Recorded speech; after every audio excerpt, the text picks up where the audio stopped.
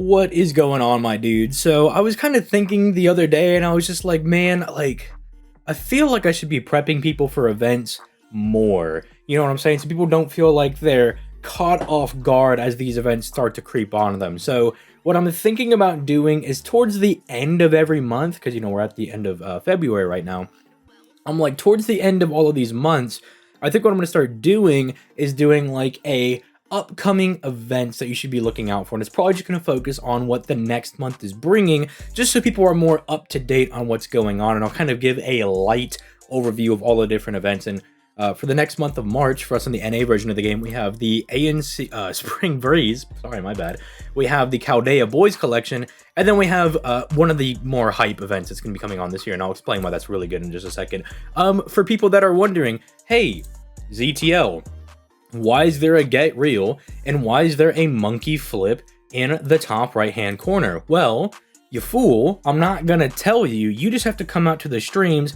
Otherwise, you're just gonna be completely oblivious as to why there is just random nonsense on the screen at any given video, okay? Come out to the streams. I stream every weekday. I'm trying to stream every weekday.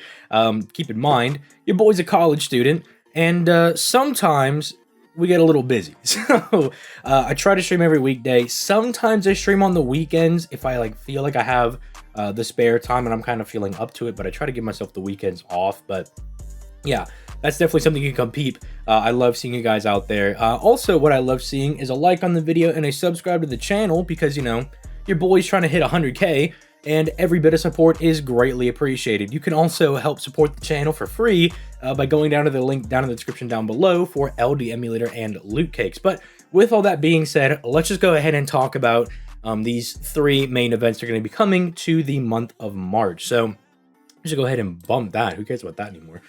So first and foremost, we have AN Spring Breeze. The most notable thing about this event is that it's bringing Odysseus. This is the main big shabinga that's going to be happening for this event. There's really nothing else super insane with this event. It's kind of just like standard .jpeg stuff for the event, but it brings Odysseus to the game, who, if you pull over Odysseus, this boy is kind of like the arts version of Europa. And what do I mean by that? Well, Europa I kind of just consider to be just a really good, I don't really have any complaints about, just AoE buster rider. She's just really good. Nothing really else about it. No ands or buts. She's just a good servant, right? And that's kind of what Odysseus is as well. He's like Europa over there, where she's just a good generic buster AoE rider. Odysseus is the same thing, except he's arts, right? He has a little bit more utility to him, but he's just a really good servant, right? And this is going to be one of those times that you're going to have to think, do you want to summon for this servant? Because any art servants that come out this year are going to be summoning candidates for Castoria, because you want to be able to summon for Castoria in August during the anniversary, but you also want to have art servants to pair with Castoria. And Odysseus, while I don't think he's a must summon character, he is very, very strong. He's a very good servant, and you definitely will get use out of him if you do summon for Castoria. So I would just kind of assess for yourself as to whether or not you'll have enough courts to still summon for Castoria if you're going to go ahead and summon on Odysseus. Because, you're going to know how much, you can spend on the game, or if you're completely free to play, you should probably skip out on it. But the dude's also a Gundam meme, so I don't know, if you like Gundams, or he kind of looks like the one dude from Halo 4. What was it called? Not the Harbinger. Someone will tell me. The Diadact? Is that his name? The Diadact? Am I crazy? Am I on meth? I don't know, but he looks like that guy, so it looks pretty cool. He looks like a Halo meme, right? He's pretty sick. So that's really the main thing with that, is the release of Odysseus. Chaldea Boys will be coming with Odysseus. You get some free summoning tickets, which is always really nice, but it's basically the inverse of the Valentine's event, right? Where the Valentine's event brings the new servant, and then it brings all of the different non-limited female servants. This is the same thing, but for males. And the difference is that there are actually some really dang good servants you could try to pull for here. Now, I don't advise summoning on double raid ups because double raid ups split the raid up between both of the servants, and you actually have a less chance of getting the servant you want because it goes from like the usual, like what is it, like 0.9% chance to get the servant you want to being like a 0.4% chance for each individually. So like your actual rate of getting the exact servant you want goes down, and that's what they're counting on. But it can be good. Like, let's say this one right here. Let's say you're someone that's going to be summoning for Odysseus anyway, but you're like, I also really want Waver, or I also really want Coup Alter. It can be good for those scenarios if you're like, I want both of them. I'm kind of just targeting both, and I don't care which one I get. If that's your specific situation, then by all means, it might be good value for you, but I just advise that people kind of avoid these because they are split rate ups and you have a less chance of getting who you want.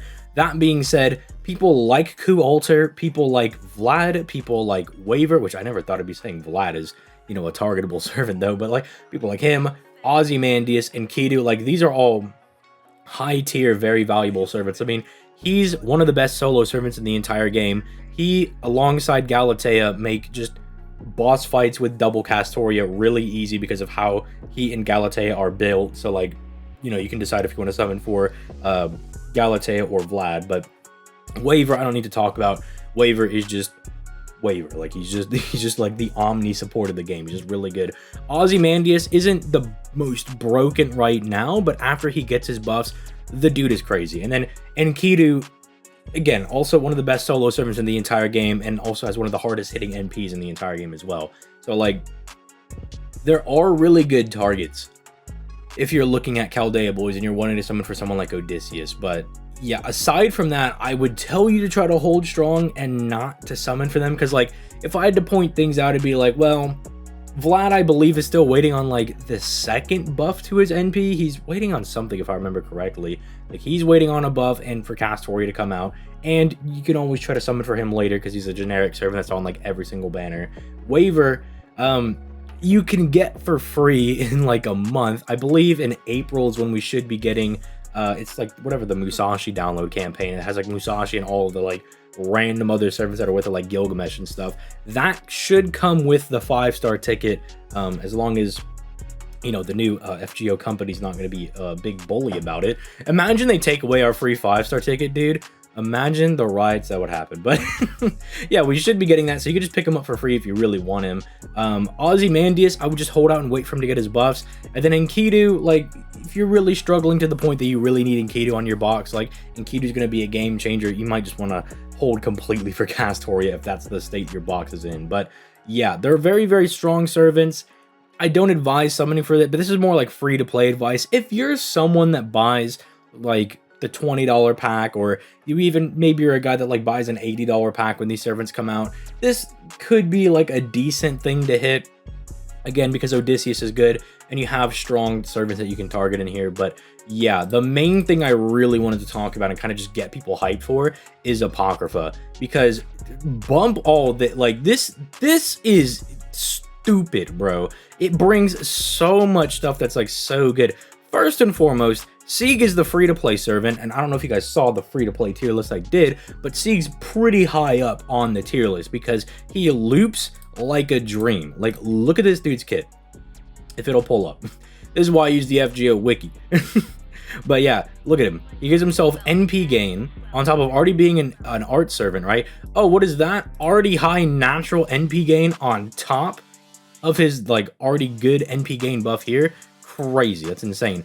The only issue is that, like, this is only a 1-turn arts buff, but just pop it on your last turn for extra damage, even though you might not need it because he's a free NP5. And then he has a battery right here. It's a 30% battery. Absolutely insane. And then, like, this is all this guy is. He's just a looping machine. Like, if you want to farm and just trivialize Assassin and Berserker fights, or even bring him neutral to like other caster fights or something, this is your dude. He's an absolutely broken free-to-play servant because he just loops like a dream. So that's already one really good thing that comes with this. The other good thing is, where is it? Is it going to show me here? Yeah, this. Bro, come on, don't play with me. Don't play around, okay? People are gonna summon for Mordred now. That's all I'm saying. Like, I don't have to say anything. I don't have to make any comments. But people are summoning for Mordred when she comes out, right? And I cannot stop them. On top of that, Mordred's instinct actually becomes really good. Vlad's guts gets buffed, and then Amakusa just gets another buff as well. That this is kind of like what makes him insane, right? Because he gets the targetable NP gain and the crit star regeneration buff. It's stupid good, right?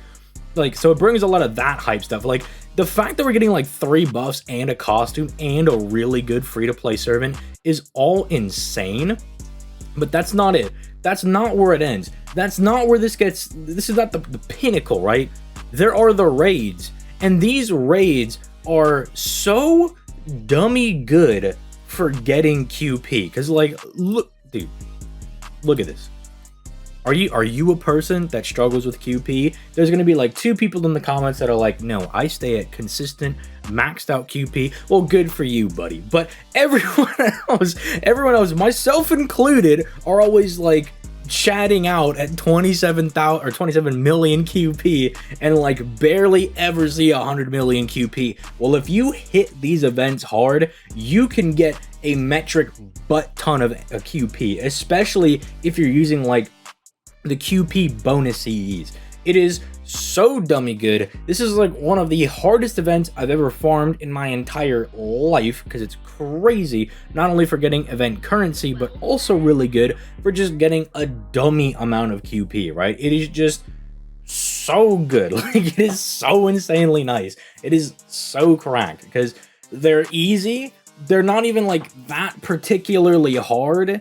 And like, you can pretty consistently one turn them, right? Like, they're really easy. Like, dude, because there's event damage bonus, I remember I used Karna for one of them. Like, I just used vanilla beat stick over here, Karna, fired an NP, blew the dude up, and just dusted my hands off, and I was done. Like, it's stupid, dummy easy. It's like so dumb. And there's like 15 layers of raids, dude. We have like 15 billion different raid sets. Like, you have the initial servants, the second wave of servants, you fight giant balls. It is crazy, okay? It is stupid insane. And even if you don't have your own event damage bonus servant, just bring Kentoki.